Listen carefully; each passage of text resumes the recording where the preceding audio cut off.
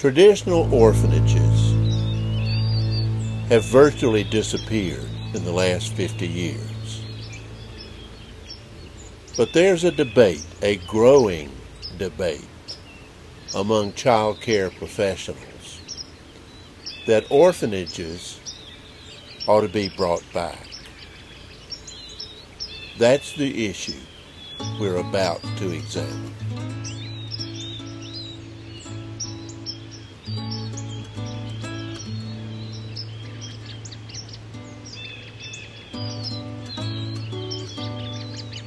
I'm standing on the grounds of the former Thompson Orphanage in Charlotte, North Carolina. This is partly a story about this orphanage, but it's a broader story. It's a story about the child welfare and child protection system in the United States, both historically and today. We, who are parents, know only too well how hard it is to rear children. It takes enormous amounts of money, emotional energy, all kinds of resources to rear something as complex as a human being. But what happens when that family unit cannot provide that nurture? Because of death or another tragedy, or because of lack of money, or maybe addiction? What does society do? Mom got sick. She had got tuberculosis back in them days. She had to go to the hospital, and then we started, we went to a few foster homes and till she got out, and then she couldn't really take care of us then. Yeah. And Daddy left home. Yeah, and Dad left, and after she got out of the hospital, out there, Dad, he was a bad alcoholic. He just left and never came back. Both my parents were deaf, and my daddy was killed when he was 42 by a train wreck, very much to his handicap. My mother had a nervous breakdown. Both our parents died, not the same day, but they died, and our aunts took us for a while, but they had their own families. And then, because I was 10 years old, so I don't, anyway, they arranged it to have us come to Charlotte. The most tragic consequence of parental malfunction is child abuse. Look at this boy's back. Emotional abuse. Beaten in the face.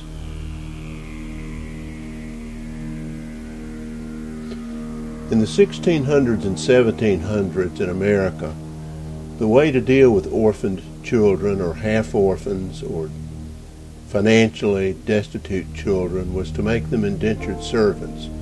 They'd work for a specific period of time, no pay, just upkeep. Most were farmhands or domestic servants. About 1800, they started sending endangered children to almshouses or poorhouses. But there was a problem. These children had to live side by side with criminals, elderly, insane people.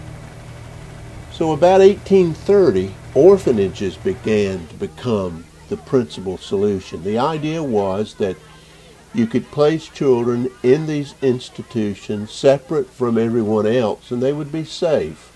And orphanages flourished, at least in some parts of the country.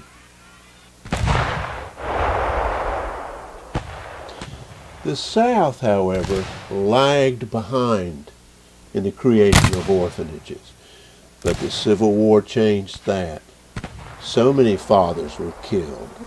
So many were emotionally shattered that there was no doubt that something had to be done to improve the overall situation for endangered children. The cities of the South, like Charleston, South Carolina, were ravaged, and even in a place like Charlotte, there were plenty of orphans. The man who started the process that led to the establishment of the Thompson Orphanage was Benjamin S. Bronson, a native of Maine who came to Charlotte in 1867 from Bertie County to be the minister at St. Peter's Episcopal Church. He thought the church should reach out to the community as a whole. He was a visionary. He was a dreamer. He wanted to start a school for boys, a denominational school. He needed the money. He turned to the widow of Lewis Thompson, whom he had known in Bertie County, a wealthy cotton farmer. She gave him the money to be able to acquire land on Little Sugar Creek just outside Charlotte. The school came into existence in 1869. It ran out of money in 1873. Bronson was no careful administrator. The building remained empty for several years, but Bronson wanted it to be used for a religious purpose. He offered it to his successor at St. Peter's Episcopal Church, but he was turned down. But then another person enters the picture, Edwin Augustus Osborne. He had known Osborne at St. Peter's Episcopal Church. In fact, he had mentored Osborne. Osborne was quite a fella. He was a very tenacious man.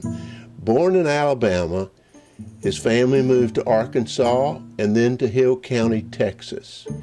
In the late 1850s, he walked, yes, he walked to North Carolina to live with his aunt, who provided the funds for him to enroll in the Statesville Military Academy.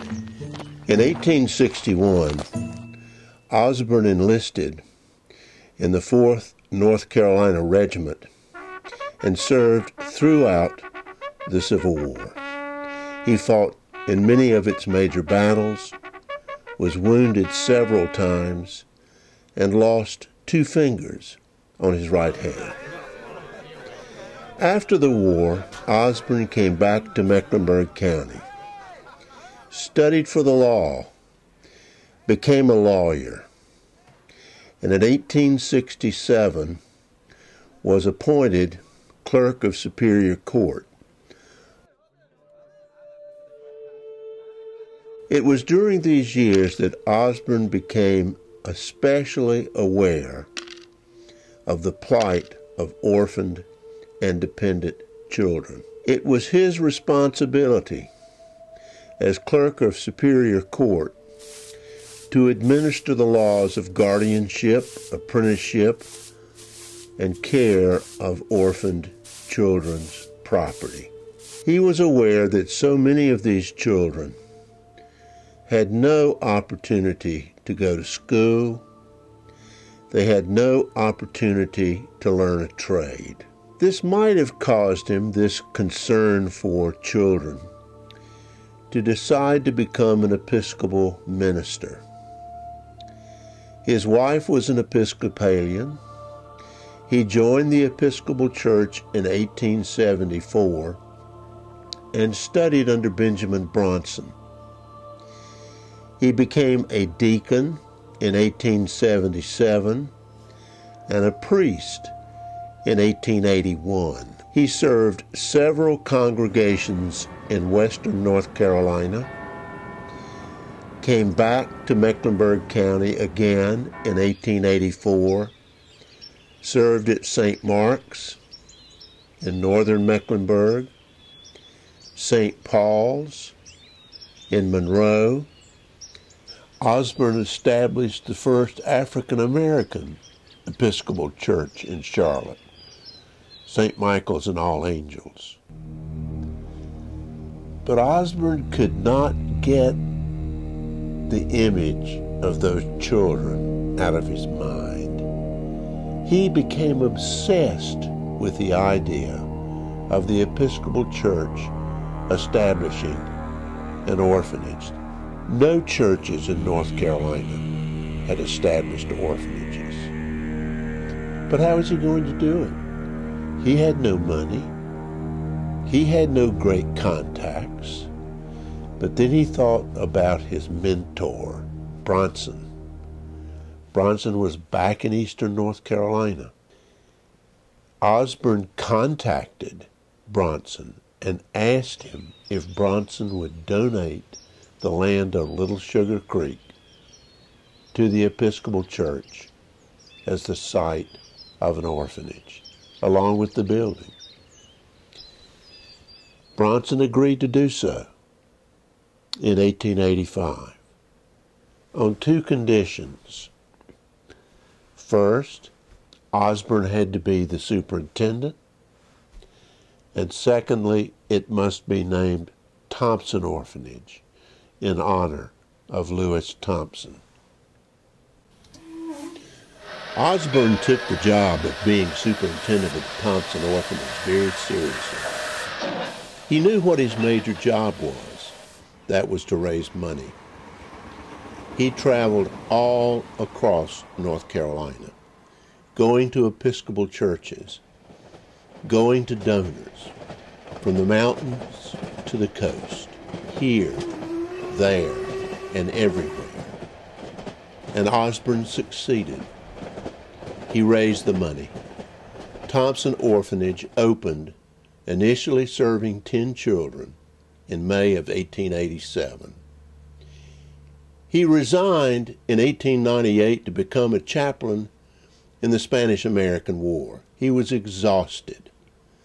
But the greatest physical reminder of Osborne's years at the Thompson Orphanage is this building.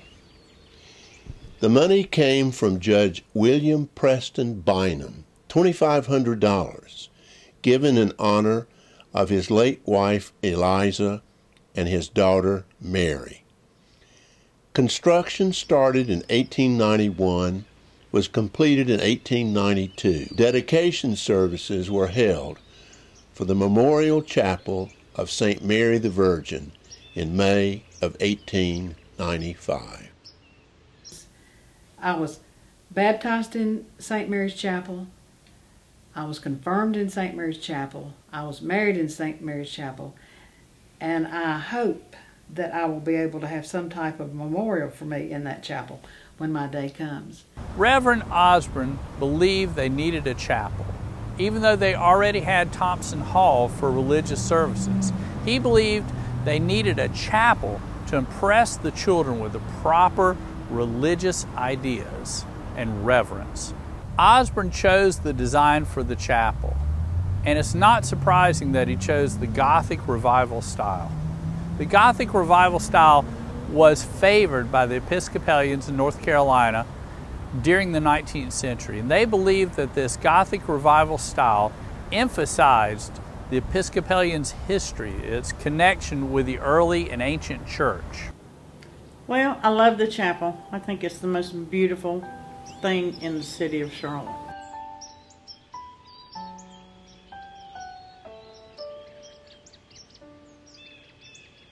I was baptized and confirmed in that little chapel.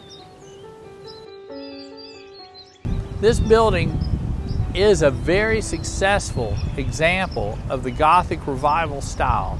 And what is impressive about this particular building is no exotic building materials were employed to achieve that Gothic Revival style.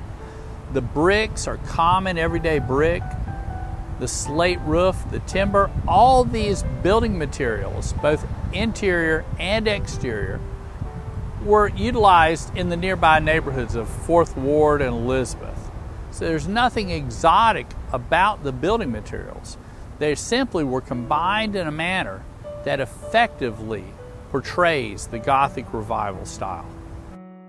When this building was brand new, it was intended to look 1,000 years old. And they believed that the dim light in this Gothic building brought one closer to God. Well, I think everybody in Charlotte who was an Episcopalian was aware of Thompson Orphanage, and maybe particularly those of us at St. Peter's, because of the historic connection. It was sort of a crown jewel. It was one of the things for which our church was the proudest. Thompson Orphanage continued to evolve after Osborne's departure in 1898. The new superintendent was Reverend Walter J. Smith, also an Episcopal priest.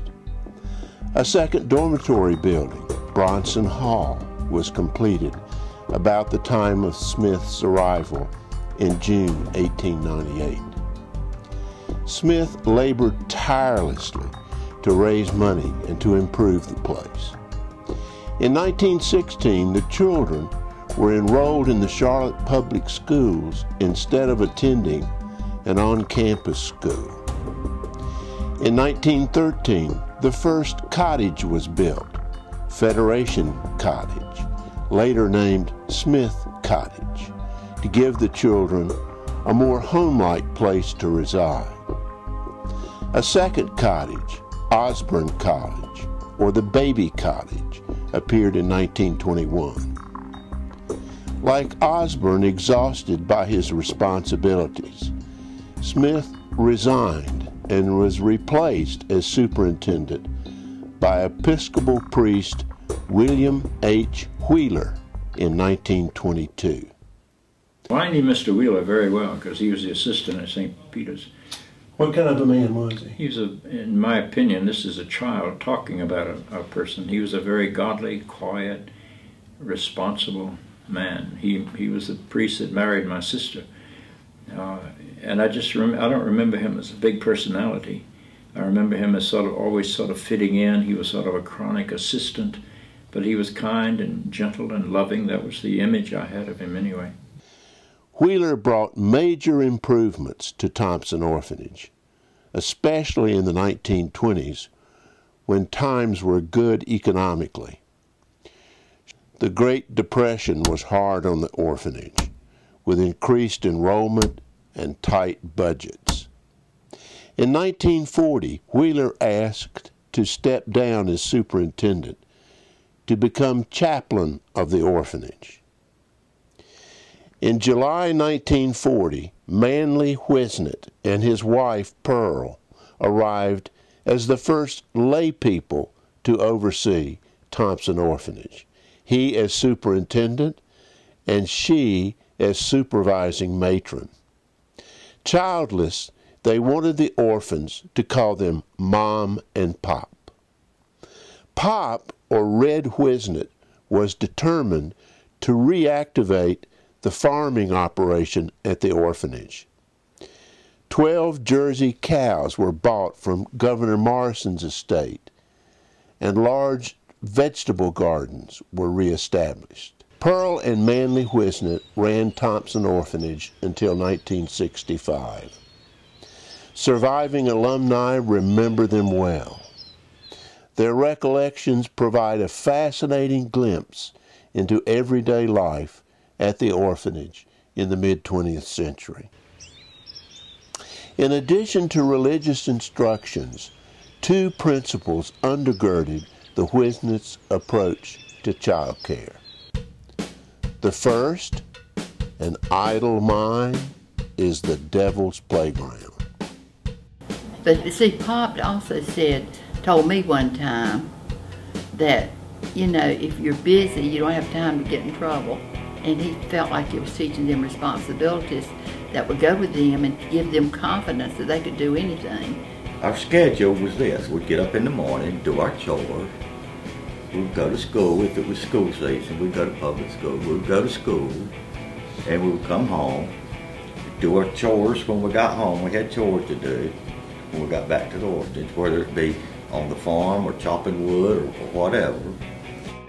I think we were up about 5:30 or 6, went down to milk the cows, came back home, cleaned up, washed up, went to breakfast at maybe 7 o'clock, came back, made our beds, got ready for school, went to school, came back home about 2 or 3, and then we worked on the farm if something was to be done. We had chores to do. And then at nighttime we had supper about 6 o'clock. Of course, we had lunch at noontime on Saturdays and Sundays. and supper at 6. Then after that you went back to your cottages and you had a study hall. Then after that, I don't know if there was probably a play period or whatever, then off to bed. So you came in when I first came and you learned how to clean up after the cows and feed them and that kind of thing. And then ultimately you started learning how to milk a cow, and that became the main chore for the morning, because they had to be milked every day in the morning, 5 or 6 o'clock, I guess, and in the evening. But we raised our own chickens, we had our own eggs, we had our own chickens, and we also grew our own corn, vegetables. It was a self-sufficient type of deal. We had the cows and the chickens and everything else that goes with it, but we produced our own milk. We produced our own butter, milk, and what have you with those cows. We learned a work ethic. All the cottages had their a schedule made for them each month by the Wisnets, by Mom Wisnet. But you might have two, before you went to school that morning, you may have, your assignment that month might be to keep those 2 bedrooms clean, swept, and everything. Somebody else might have the living room and the front porch and the hall, or someone may have the 2 bathrooms. It was all, you know, each person had a certain little thing to do. And then you had to keep your own bed made and your clothes hung up. The daily routine, every other month you would work, one month you'd work in the kitchen, and then you rotated in the infirmary. In the mornings you would get up, you would go to have your breakfast, come back. You'd have to clean up before you left to go to school. But the orphanage taught me how to work. One day when I was mopping in the infirmary, and you know, I just was mopping like this. She comes by and she says, "You do not mop with one hand, you mop with 2. So I know that's why my sister and I both, our husbands used to call us the Clorox Queens, because we were made to clean with Clorox. What's your reaction to that idea that an idle mind is the devil's playground? Well, I don't know that I would buy into that very deeply. But it wouldn't bother me. What would bother me is that if the farm was the priority and the children were secondary, and I do think the priority makes a difference. There are a lot of homes that run on this model around the country. And there are a lot of boys' town places where the chores are a terribly big, important piece of that. Some of them are dreadful, I must say, and some of them are a little more than places where young boys are abused. But I never felt anything about that. I don't think anybody ever questioned Red Wisnet and his wife having any ulterior motives except the care and welfare of those children. If they had any limitation, I think it would be the limitation of their vision, and not a limitation of character or of a desire to be helpful. The Wisnet's second principle: spare the rod and spoil the child. I think, well, we had a lot of rules, of course, and you had to follow the rules. They weren't excessive, but you knew what you had to do. And I think that has helped me in my later life and my adult life. I go by what the Bible says, where it says, spare the rod, you'll spoil the child. But you have to love the child, but you must always remember that when you do punish, whatever that punishment might be, it's supposed to be out of love as to for that child's benefit. I had quite a few whippings for doing things that I wasn't supposed to do. But it was always a threat: if you did something really wrong, you get a whipping. I never got spanked, but I seen people get spanked, which made me know not to do nothing to get spanked. Well, one bad thing I did do that I got a spanking for was I signed my teacher's name to my report card, and I got caught at that, so I got a pretty good spanking for that from Miss Wilson. It's very rare she would spank anybody, but if you got a spanking from her, you know you had really done wrong. I'd be opposed to that today. I don't think any child should ever be struck by any adult under any set of circumstances. I think it taught us if we were going to do something we were not supposed to do, we were going to get our rear ends whipped. And I tried to stay away from doing things I wasn't supposed to do. One of them was we were in church, 3 of us, and back in those days the ladies wore the big coats with the furs around the neck, and we played with those during the service. And somehow or another got back to Mr. Wisnett, and I think I was the only one that got the whipping because one of the other boys had a boil on his rear end. One of the funny things was, looking back on it, she'd schedule whipping night. She'd keep a record. And she'd come down to the middle boys were the ones usually that got it. And she'd come into the room like this, and we'd all be sitting around. She says, "Okay, Milton, you did this, this, and this. Did you do these things?" And I tried to probably get out of it. She said, "That's worth 5." It was a ping pong paint, but she could use it. No, I don't think we should judge Red Wisnett and Mrs. Wisnett. I didn't remember her name. Outside the context of their time. But I do think that if you're running a public institution and the lives of people are involved in your decisions, that it's important that you stay up with the best thinking in the time about the way to give the best care to these children. And I'm convinced that Red Wisnett and his wife both gave the best care they knew how to give. And the last thing I'd want to do is cast judgment upon but it would be very different from what I would want from any of my children. The kids at school used to talk about those discipline nights. That is my people I knew who were members of the Thompson Orphanage. And I just think that's pretty heavy. And there was a girl, I'll have to tell you this, there was a girl that came in and she came down from the middle girls' cottage. She had graduated up. And she took a bath, but she didn't wash her neck.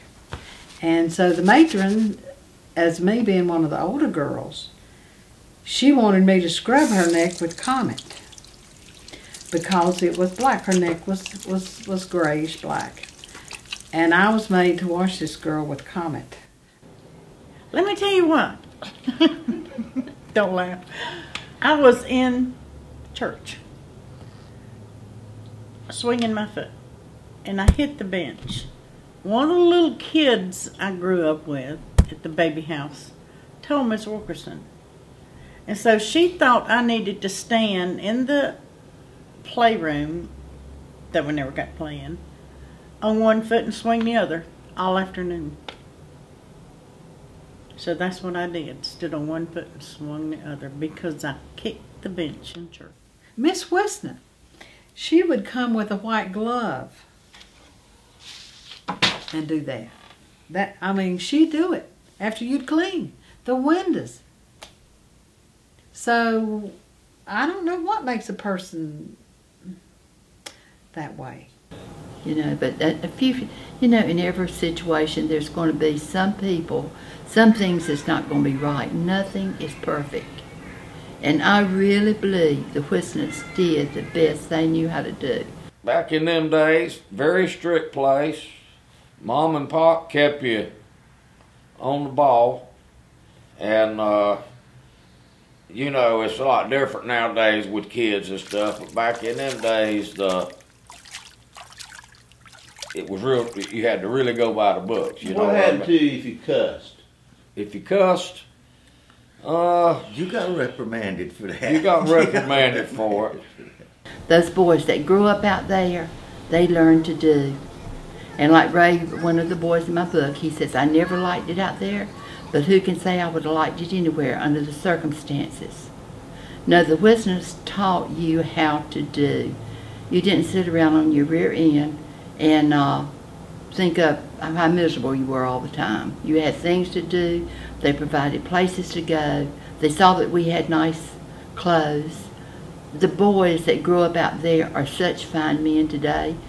You might think that with all this discipline and all this structure and all this spanking, that the people who were at Thompson Orphanage really think of it in bad terms. If you think that way, you are wrong. The orphanage was the best thing that ever happened to me. I'm truly convinced the best thing that ever happened to me. Yeah, I think it kept me On the straight and narrow. straight. It made me stay straight, and that I went in the service, and I was straight when I went in the service. Back in them days, see, back in them days they didn't have. Well, I know they had drugs back in them days, but back in them days there wasn't no drug problems and all that kind of stuff like there is today, you know. And of course, I think us getting treated like we did back then kept us away from that kind of stuff. But I think they gave us direction, and as a children, responsibility because of just the way. I guess that's what I think. It was a good system. I have to say it for me because I came out and they helped me go to college. I went on the Veterans Administration for my father. Ultimately, they claimed that he died from causes from the war. He was blown up in a Jeep. And so from my perspective, it's a good way to do business. Well, my first thing, let me back up. First thing I said, I want to go to college. I want to go to college. He said, no, girls do not go to college here. The money is for the boys. So then I said, well, the service, he said, no. Cosmetology, no. And then I said,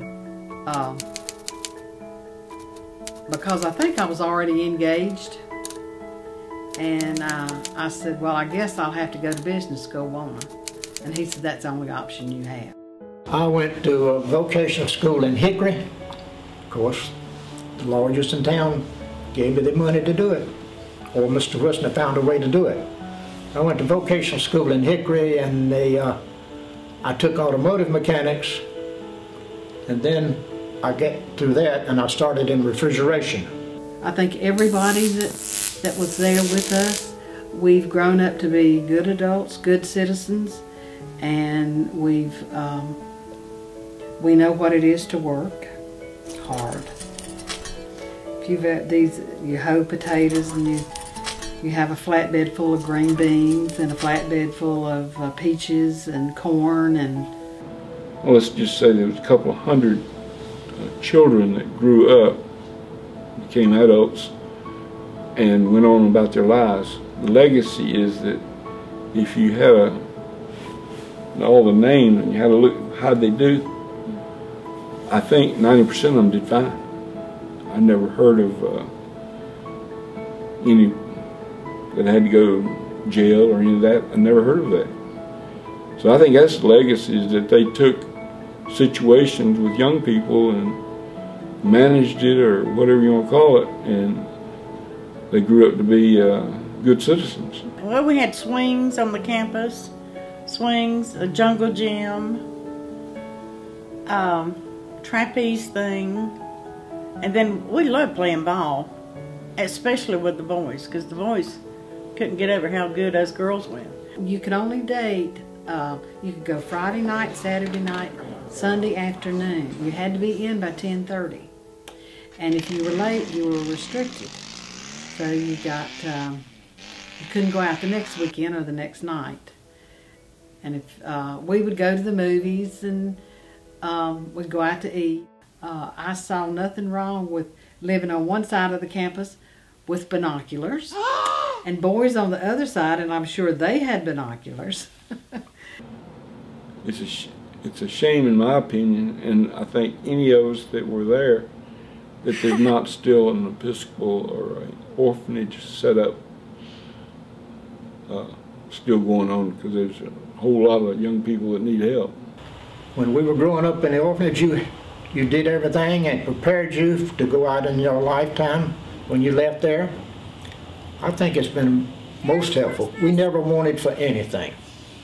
The Episcopal Church supplied us with the food, donations from people. They even, we had a wonderful Christmas, a wonderful Easter. could brag on them day in, day out if I could. I've never had a Christmas like that. I had something new to wear every day for 2 weeks. The Christmas, I remember the way they used to do, you'd get on like a little flatbed truck, and the packages were overflowing on that truck.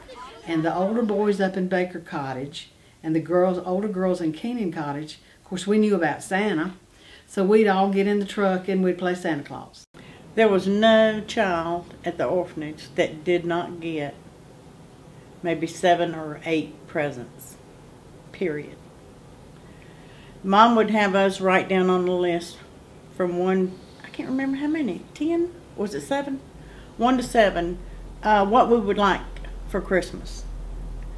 And I remember I wanted a radio, clock radio, on 1 year for Christmas, so I put that down as number 1. And I got a clock radio that year for Christmas. They loved us in their particular way, but it was not any hugging and kissing and, you know, all that type of stuff like your mother and father would do to you. The matrons didn't hug and love you either, so. The only thing I feel that everybody really missed out on is somebody loving you or showing you love. Pop would show us love by giving us hugs and stuff like that. But you really grew up not knowing that you were loved. We went to the church on the campus down here every Sunday morning. I guess it was about 10 o'clock, and the preacher's, his name was Wheeler back in them days, and we went to Episcopal church in there. He was an Episcopal minister. We had the whole service, and then after that, it was about an hour, and then about 11 o'clock, we walked up to St. Martin's Episcopal Church, which is up here, down here on 7th Street. So we got plenty of, you know, plenty of religion and everything. The foundation of the orphanage was the church. Well, I know I got good manners most of the time. Anyway, I think probably the best thing that I did learn was how to treat people. Not to be rude, not to be ugly, and hurt their feelings. What do you think about how young people are doing this day and time, Davis? How do you feel about how society is? I think they're running wild. There's no discipline, no manners, nothing. When we were brought up, it was yes ma'am, no ma'am, yes sir, no sir. Somebody walked in the room, you stood up. If you rode a bus, some lady got on, you stood up, gave her the seat. None of that goes on now. And when you go into a restaurant, if you got a hat on, you pull it off. Not anymore. I think there's no morals at all left. Does it make you sad? Yes, it does. It makes me sick to my stomach. Even in your own home, there's things that don't always go right. But I love the orphanage. I really think they should go back to the way it was. My heart says yes. The kind of orphanage that these alumni are talking about, where children would come and stay for 10, 12, 8 years, long-time residency, children who mostly came because their families simply lacked the necessary financial resources to be able to sustain the children. Those orphanages, they just hardly exist anymore at all. A whole new system of dealing with children has evolved. We need to think about 2 basic terms, first of all. There is a child welfare system. These are children like those that used to go to Thompson Orphanage or other orphanages that simply leave because the family doesn't have financial resources. The way that that child welfare is dealt with is through departments of social services administering programs that provide money directly to their families. What about child protection? Child protection means that children have to be protected from abuse. Social welfare workers go and terminate the parental rights of parents because the children are being abused sexually, emotionally, physically, however. When those parental rights are terminated, the departments of social service will place these children in what are called foster homes. In a foster home, you have adults who are foster parents. They get a subsidy from the government to keep these children. The idea being that this will be a very temporary solution. How do children get out of this foster care system? Two basic paths. One, the preferable path, is for children to be returned to their natural families. Those families will be rehabilitated. The second method is adoption. They will be adopted, and then they'll grow up simply in another family. What if neither of those work? That is, the family cannot be rehabilitated, and also, essentially, there's no way out of the system through adoption. Well, then what happens? They stay in the foster care system. They stay on the foster care system until they're 18 years old. There are those who say that it would be far better off for those children who can't get out of the foster care system to go to an institution, such as an orphanage. As a matter of fact, in 1994, when Newt Gingrich became the Speaker of the House of Representatives, he suggested that perhaps orphanages should be brought back. Lots of orphanages should be brought back. Well, there was a firestorm of criticism from the left. When that uproar came over Newt Gingrich's championing of orphanages, when that uproar occurred, a former orphan, not at Thompson, but at nearby Barium Springs, named Richard McKenzie, wrote an article in the Wall Street Journal basically defending orphanages. And it's worth listening to what Richard McKenzie has to say.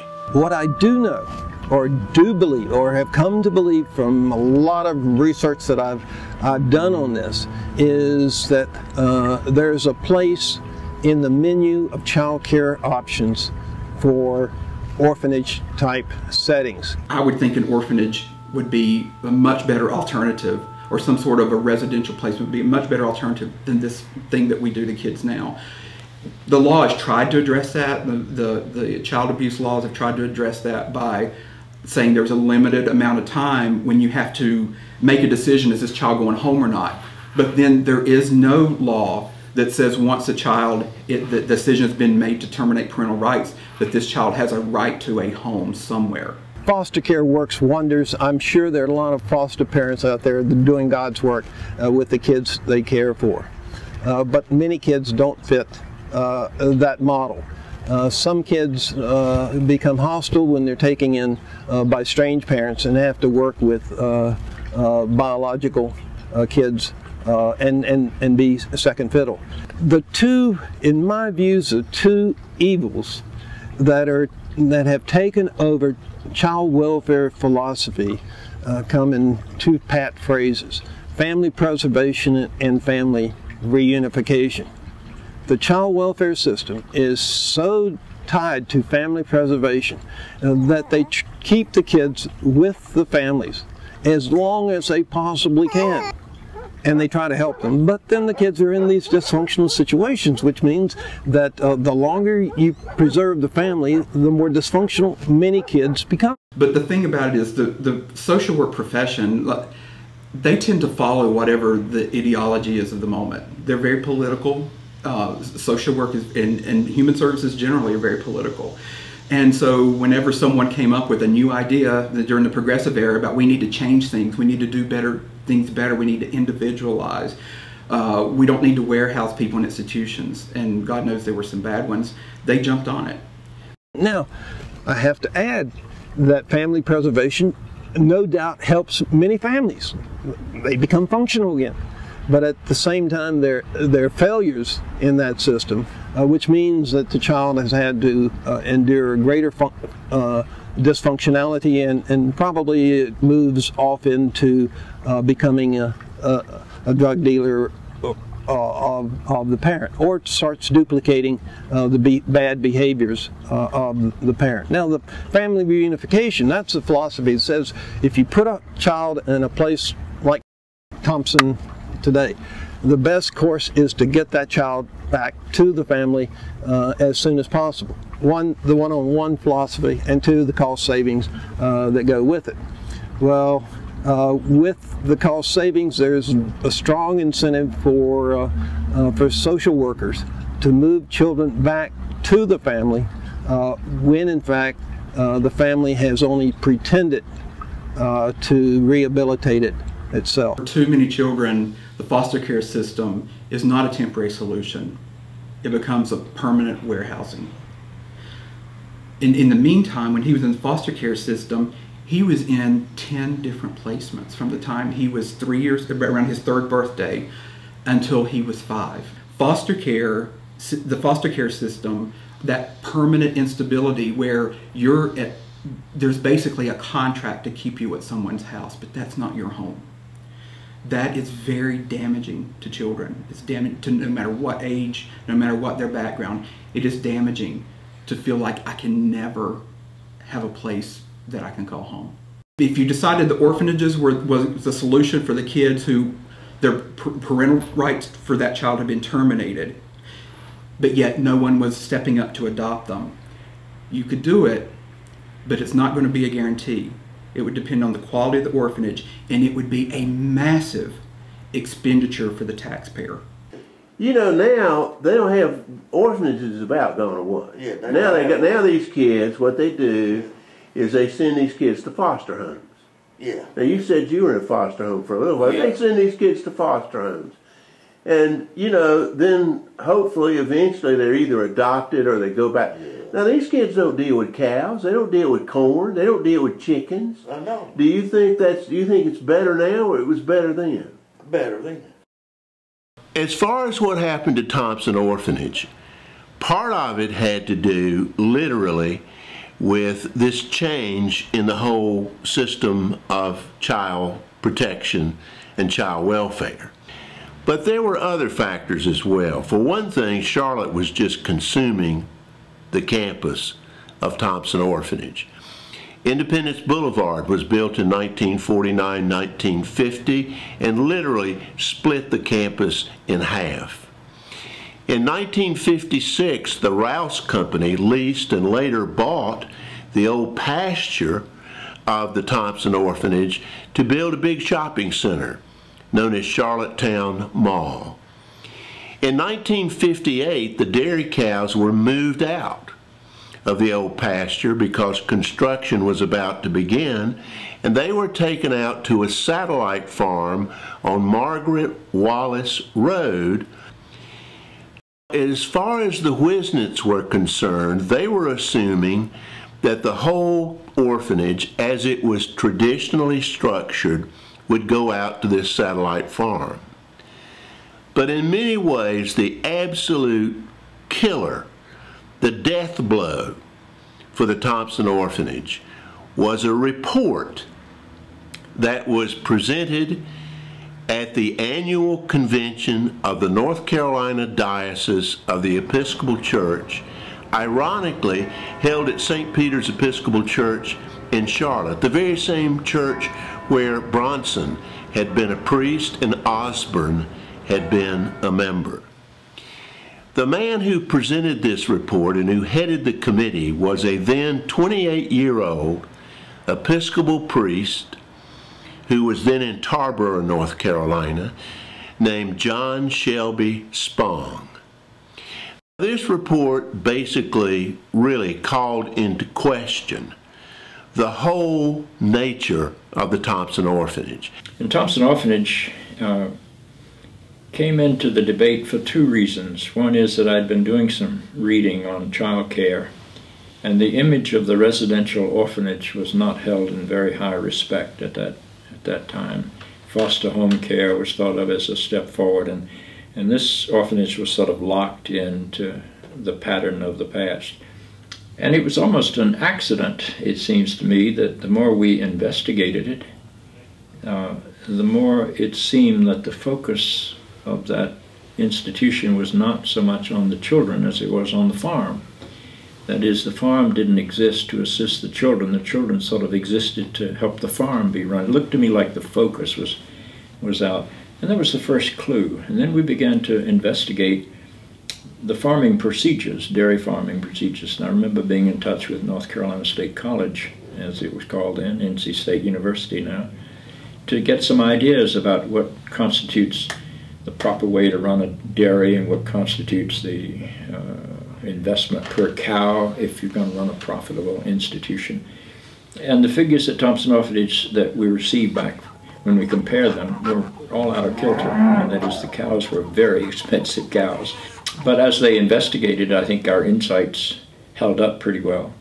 And it was not long before the institution, at least as it had previously existed, and run, was closed. And this is a quote actually from a book he wrote in 2000, that the Wisnots were old-fashioned and that the orphanages should go through changes. And really this report kind of led to the changes that came about, and really the end of the way the orphanage that you have described was run. And how would you respond to his criticism? I guess I would have to gather facts to show how we turned out and how they're turning out today. I mean, because everything is based upon fact. You know, you have to give you fact. So sometimes change isn't always good. Maybe you blossom a different way, but I would have to read that, I believe, to see what value he thinks, how he thinks that they were old-fashioned. But when you're 25, 26, 27 years old, you're much brasher than you are later. And you're quite sure that anything that's old-fashioned is antiquated. He needs to explain to me how he came to that conclusion. Because to the majority of the kids that were there, I'm sure it was the best thing that ever happened to them. I truly, truly do believe that. And if you ever do get hold of that man, I want to talk to him. I just want to know how he can form an opinion about the orphanage when, to my knowledge, he had never stepped on the grounds, and he needed to talk with the children there before he can form his opinion and write up a report about it.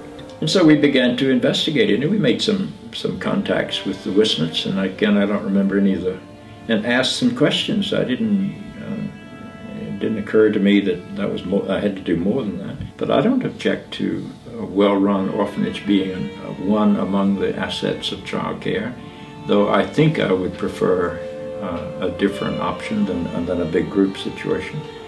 But I don't have any expertise on that particular. The Wisnots stayed on until 1965. They retired. They were replaced by a gentleman named Robert Noble.